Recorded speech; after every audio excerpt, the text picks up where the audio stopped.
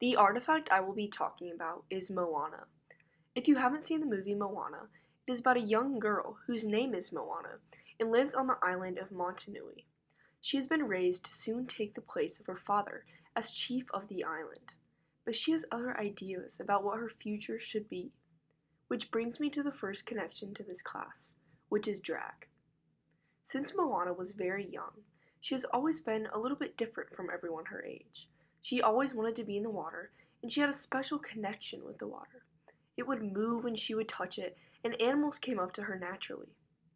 In the movie, her teacher is telling stories about how the heart of Te Fiti was stolen by an ancestor named Maui, and how a curse was put on the island, and Te Fiti went from being a green goddess of plentiful food and growth to Teika, a sea monster of hate and fire. The story was that until someone returns the heart of Te Fiti to Teika, there will always be a curse on Motunui. Instead of being scared like the other kids, Moana was fascinated. Her father pushed her to accept the name of Chief of Motunui, but Moana was skeptical. She wanted to go beyond the reef, even though her dad tells her not to. She is upset and questions why her dad thinks it's too dangerous for her to explore the waters. Moana sings the words, "I wish I could be the perfect daughter, but I come back to the water, no matter how hard I try." And then she says, "I know everybody on this island has a role on this island, so maybe I can roll with mine. I can lead with pride, I can make us strong, I'll be satisfied if I play along, but the voice inside sings a different song. What is wrong with me?" Moana is conflicted about whether to follow her feelings or to do what is expected of her. When Moana's island starts to be depleted of good food sources and there are no more fish to fish in the reef, Moana knows that she needs to do something. She goes against her father and goes beyond the reef. This relates to drag because Moana is defying who she is defined as in her community. The island expects her to lead the island with pride and to never leave, but Moana wants to defy the standard that they have of her. Although Moana doesn't exactly dress like someone else in order to prove she was someone different than everyone expects of her, she defies the standards of what she is meant to do and does what her heart is telling her, which is to go beyond the reef. Along with this, Maui also exemplifies drag, with his shape-shifting abilities. Maui can change into a bird with the snap of his fingers, and can escape danger with his shape-shifting skills. Similar to the movie Mulan, which we discussed in class, Maui is like Mushu, in the way that Mushu, when coming to Mulan, uses lighting and tries to look all big and tough for Mulan to show that he is her protector, similar to how Maui shapeshifts into different things like a bird to help out Moana.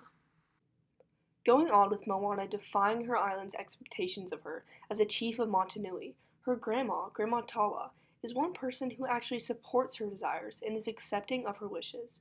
Grandma Tala is an Oriental monk in this movie. Although she is the same ethnicity of Moana, she is old and wise and has been on the island the longest of everyone else. She has seen many of Moana's ancestors go beyond the reef to put back the heart of Te Fiti and fail, but she gives Moana the wisdom to go for it. Her grandma sings to her by saying, The village may think I'm crazy or say that I drift too far, but once you know what you like, well, there you are. Her grandma is known as the crazy lady on the island, which makes her even more of an Oriental monk. Moana's grandma doesn't care about what everyone thinks of her, and urges Moana to not listen to what everyone else is telling her to do. She tells Moana, "You may hear a voice inside, and if that voice starts to whisper, to follow the farthest star, Moana, that voice inside is who you really are."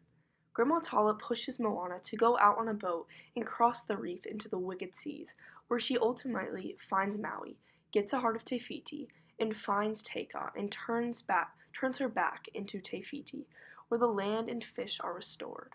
Just like in Iwamura's Virtual Orientalism text, where it states, the Oriental monk figure discerns this yearning for difference, develops it, and nurtures it. As a result of this relationship, a transmission takes place. Oriental wisdom and spiritual insight is passed from the Oriental monk figure to the West to convince the bridge figure to go beyond the reef.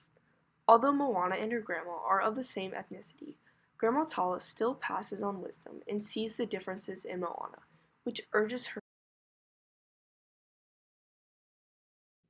Looking at different symbols and what they mean to the movie can help us better understand why they were in the movie and what makes them important.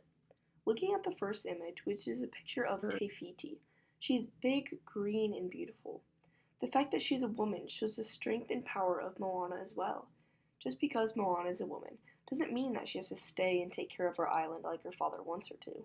She can go out and be great, which to me is what Te Fiti inspires Moana to do. To go out, to be great, to make her island proud of what they didn't expect she would be capable of doing. The fact that she is green shows growth and shines a positive light on Te Fiti and who she is. Along with this, the heart of Te Fiti shows power and strength. The only way that the island of Motunui is able to have growth in their plants and food to eat, the heart of Te Fiti has to be put in its correct place. Not only does the heart show power and strength, but it also represents heritage and culture. The heart has been told in stories for centuries before Moana was even alive. It is the center of Motunui and holds the island together. Maui's tattoos, I also thought, were very important to heritage and culture. In the movie, his tattoos actually are animated and move. His tattoos are common in Polynesian warriors, which brings me to talk about familiarization. Maui's funny personality and wit makes viewers like him, which helps people to familiarize with his long, dark, curly hair and tattoos all over his body. The animation of his tattoos makes viewers laugh and familiarizes Polynesian tradition and heritage. This is similar to that of Madagascar, which we looked at in class, and how King Julian is the funny character who makes people laugh and feel comfortable with maybe a new culture that some kids watching the movie are new to seeing. Looking back to Maui, the hook he is holding is also prevalent to symbols as well. Without his hook, Maui is not himself.